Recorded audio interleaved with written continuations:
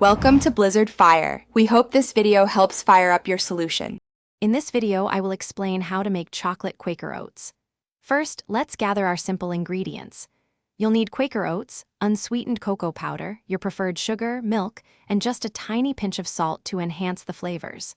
For a single serving, measure out 1/2 cup of oats and 1 cup of milk. Then, add 2 tablespoons of cocoa powder and 1 to 2 tablespoons of sugar, depending on your sweet tooth.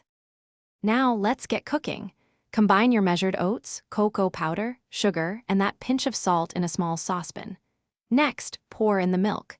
Make sure to stir everything really well to ensure there are no dry lumps of cocoa powder. Place the saucepan over medium heat and cook, stirring frequently, until the mixture thickens to your desired consistency. This usually takes about 5 to 7 minutes.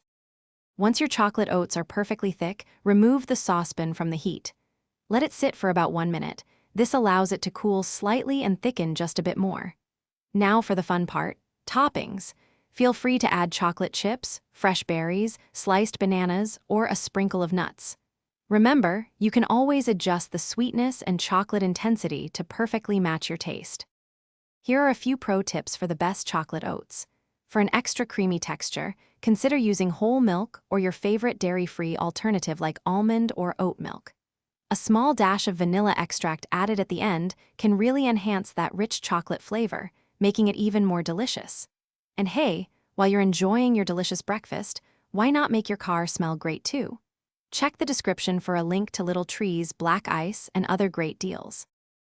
Thanks for watching. If you found this helpful, don't forget to like and subscribe.